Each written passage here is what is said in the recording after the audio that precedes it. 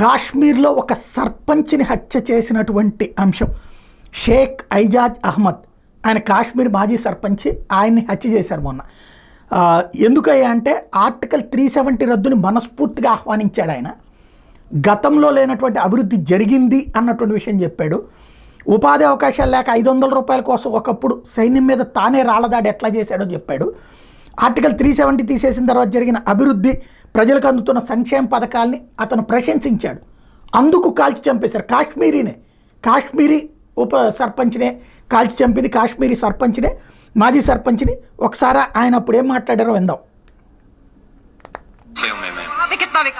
बहुत विकास हुआ है। जिस पंचायत से मैं बिलोंग करता हूँ ना, मुझे माँ की दूध की कसम से ही कह रहा हूँ मैं, मेरा रिश्तेदार कोई नहीं है। 2.5 करोड़ का हर साल में डेवलपमेंट होता है वहाँ पे। पहले ऐसा कभी कहाँ होता था? पहले डिस्ट्रिक्ट में नहीं 2.5 करोड़ का, पहले जम्मू कश्मीर में 2.5 करोड़ का डेवलपमेंट नहीं होता है। आज एक पंचायत में 2.5 करोड़ का डेवलपमेंट होता है। आज गरीबों को मिल रहे हैं वहाँ पे पैसे।